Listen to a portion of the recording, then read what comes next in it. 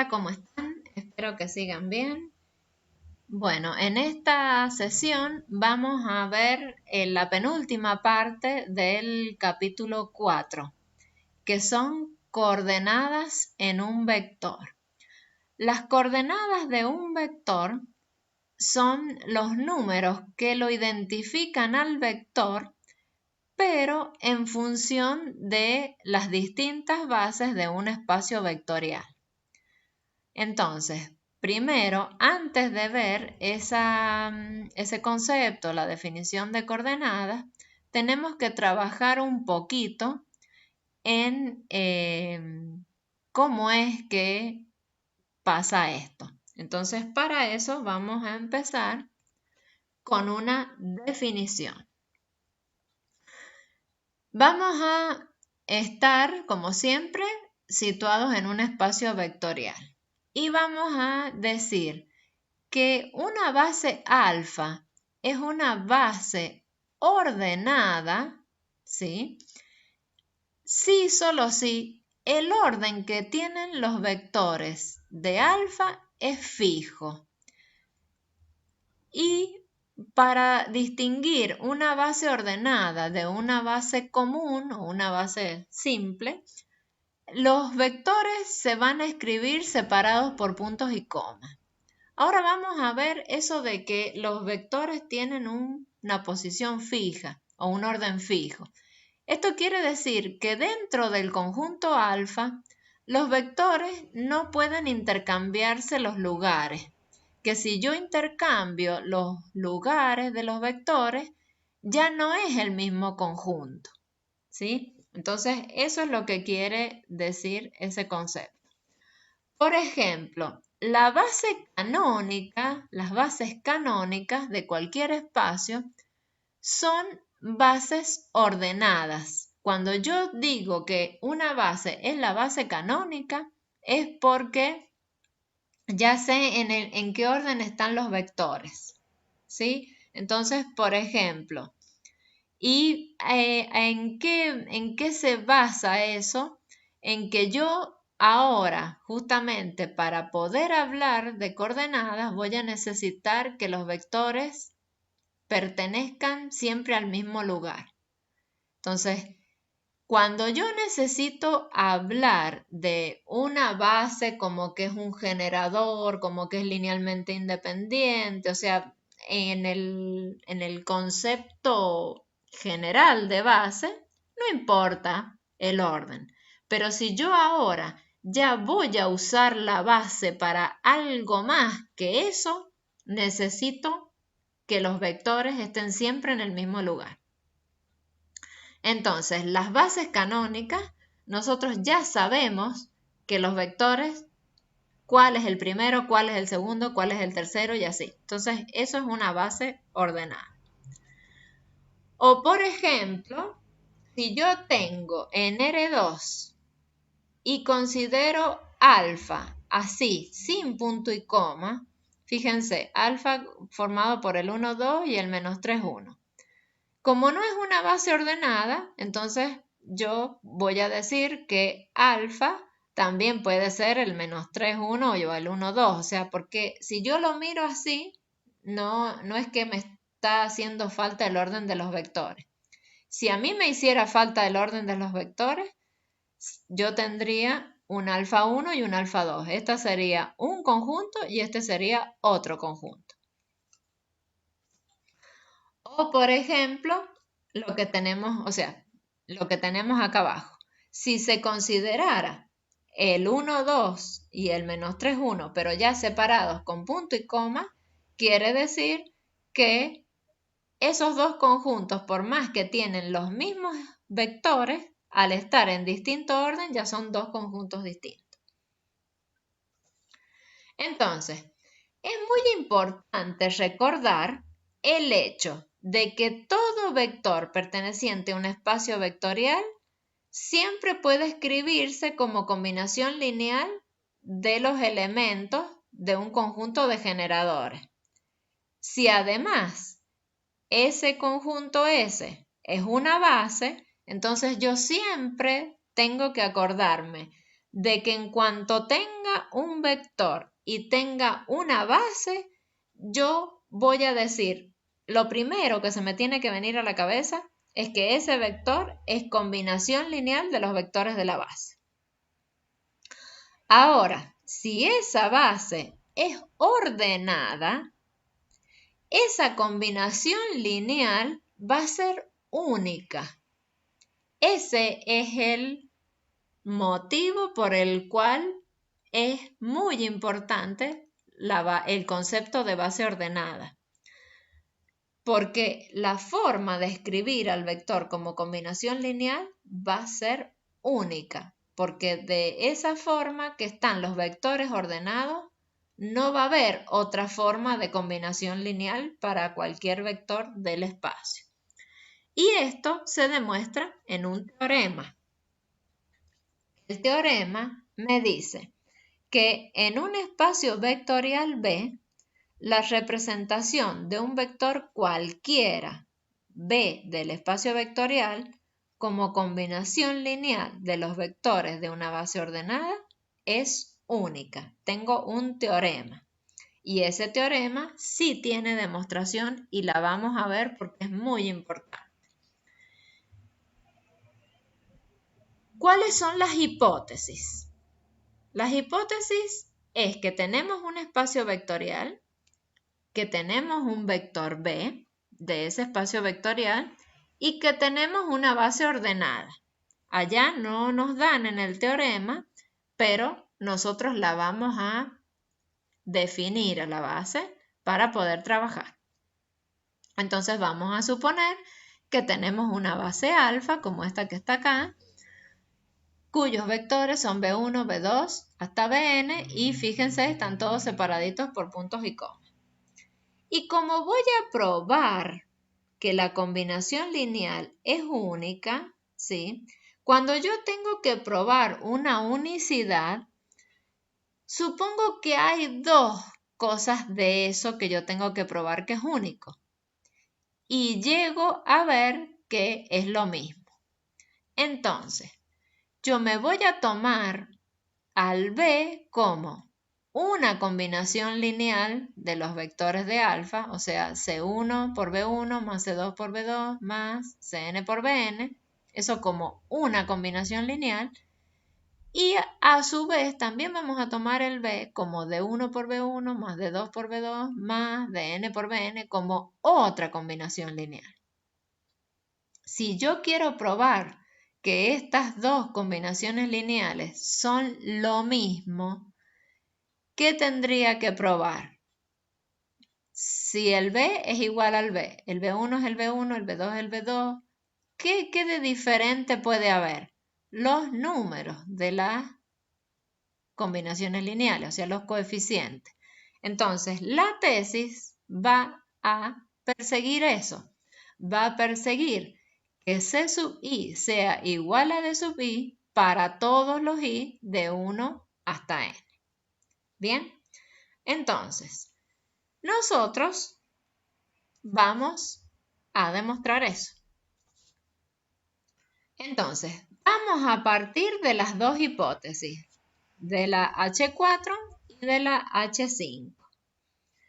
Entonces, ahora, como tengo que B y B en ambos lados, yo puedo decir qué tal si hago B menos B. Porque como estoy en un espacio vectorial, B menos B existe y sé cuánto vale. ¿Cuánto vale B menos B? Vale el vector nulo. Entonces yo digo, el vector nulo es igual a B menos B.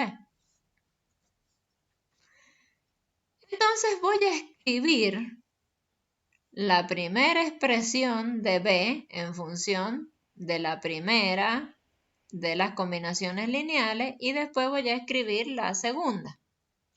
Y esto en algún momento, algo parecido ya hemos visto nosotros. ¿Qué va a pasar aquí? Me va a quedar este término y este término con B1, este término y este término con B2 y así siguiendo hasta el último, este término y este término con Bn. Entonces, nuevamente, como estamos trabajando en un espacio vectorial, se pueden hacer asociaciones y distribuciones. Entonces, nosotros ahí es como que teníamos distribuidos estos productos. C1 menos D1, todo por B1, C2 menos D2 por B2 y así siguiendo, Cn menos Dn por Bn. Entonces, todo es por H1, por estar en un espacio vectorial. Bueno, y porque el B también está en el espacio vectorial. Pero aquí faltan justificaciones en realidad. Falta el 1, el 2, el H1 y el H2 también.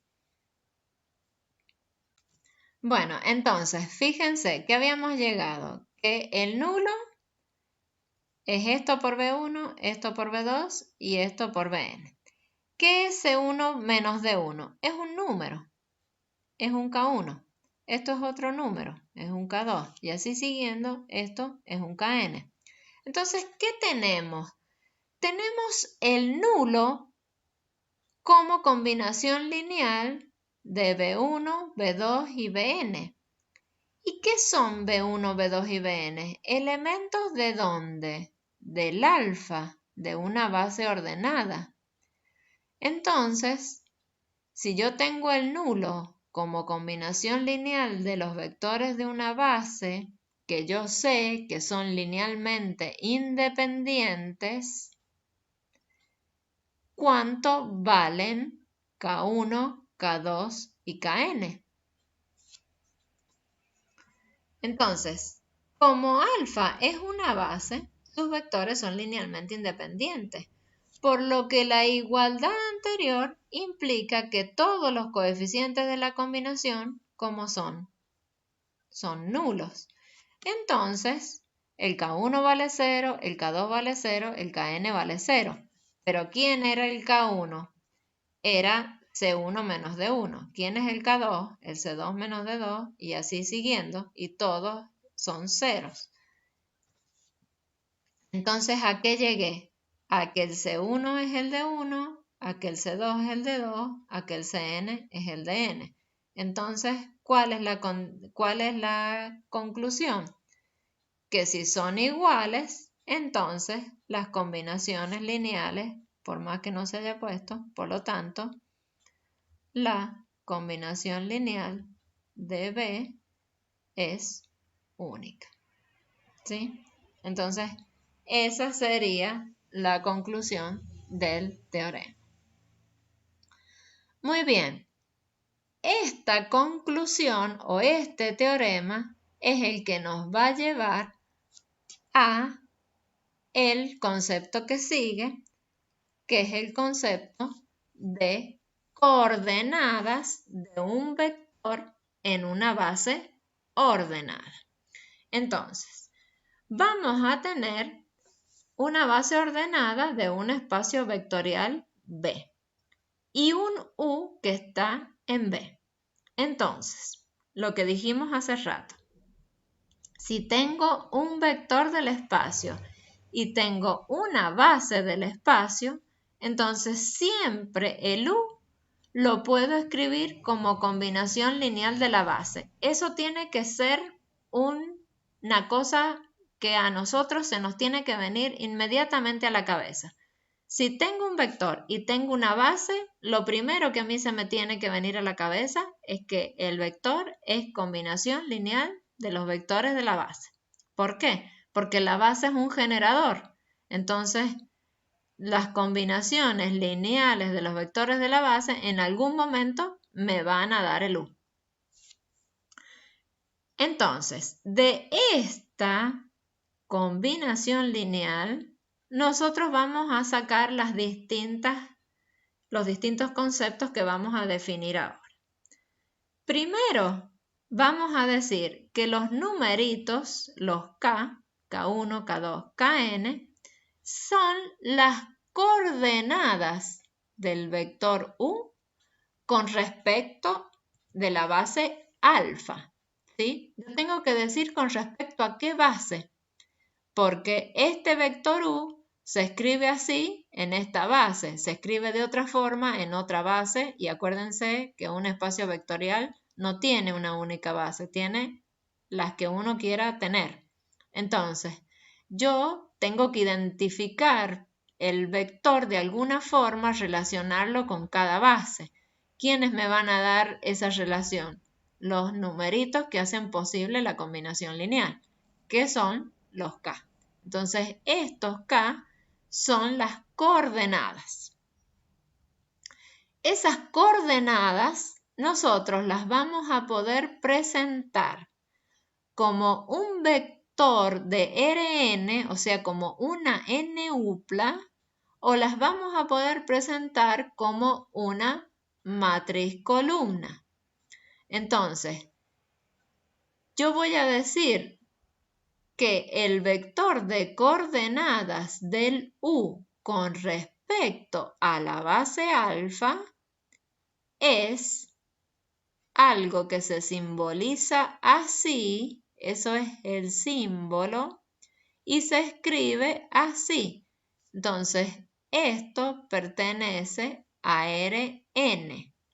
Es un vector de Rn. Entonces, el vector, como es una n-upla, y las n-uplas las ponemos con paréntesis, acá le vamos a poner paréntesis para que nos acordemos. Y se va a definir matriz de coordenadas del U con respecto a la base alfa a la matriz columna de los K1, K2, Kn. Y como las columnas las simbolizamos o a las matrices las simbolizamos con un corchete, acá le vamos a poner un corchete. Y en ambos casos vamos a poner como subíndice la base de referencia, ¿sí?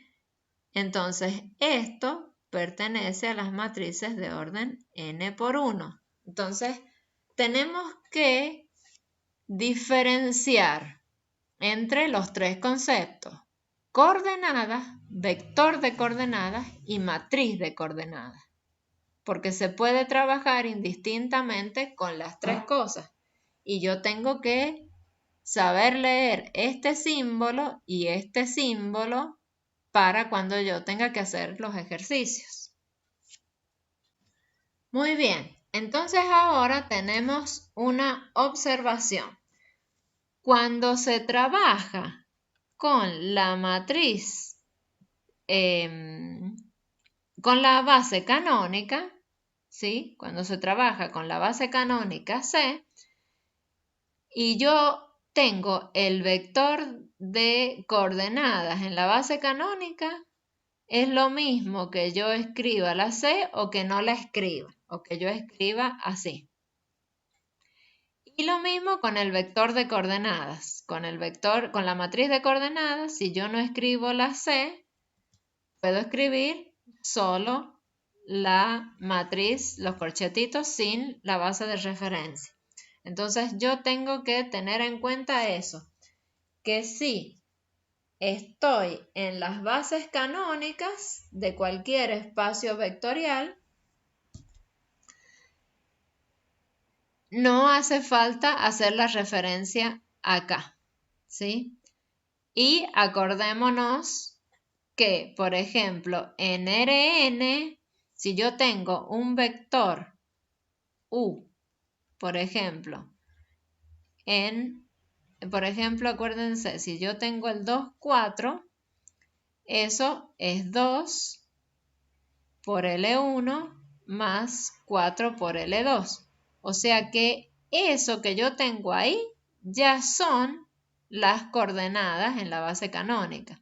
O sea que en este caso, en Rn, el U coincide con el U que uno está viendo, ¿sí? Eso es una observación al margen.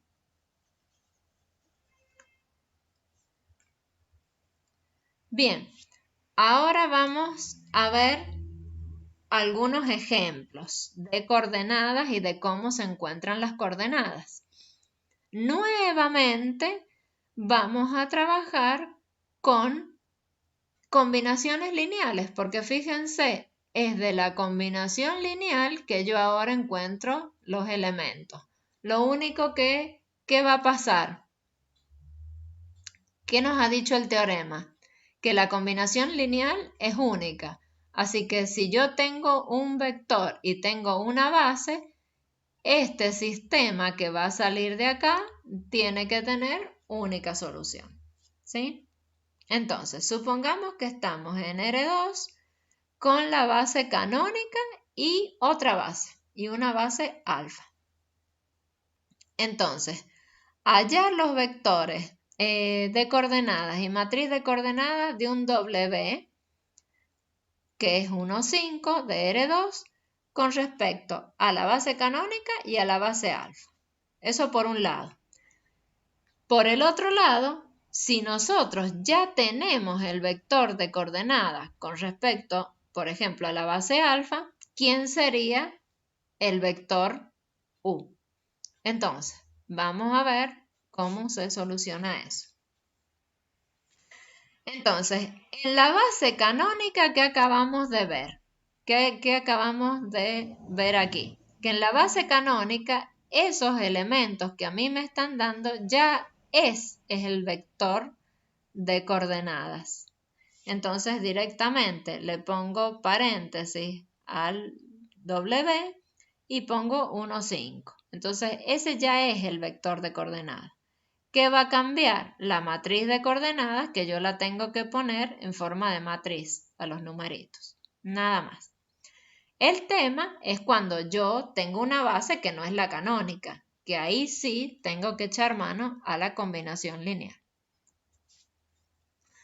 Entonces, si es con respecto a la base alfa, ¿yo qué tengo que plantear? Tengo que plantear la combinación lineal, como hacíamos al principio. C1 por el U sub 1 más C2 por el U sub 2 igual al W. ¿Quién es el U sub 1? El 1, 1. ¿Quién es el U sub 2? El menos 1, 1. Fijarse bien de copiar bien estos vectores del enunciado. Igual al W. ¿Quién es el W? El 1, 5. También fijarse bien de copiar el 1, 5. De acá nosotros sabíamos que trabajando, multiplicando y sumando los dos pares, llegábamos a un par y después igualábamos ese par con el par 1, 5. Y de ahí salía un sistema que en forma matricial queda esto. Ese sistema hay que escalonarlo. Entonces, escalonándolo queda así.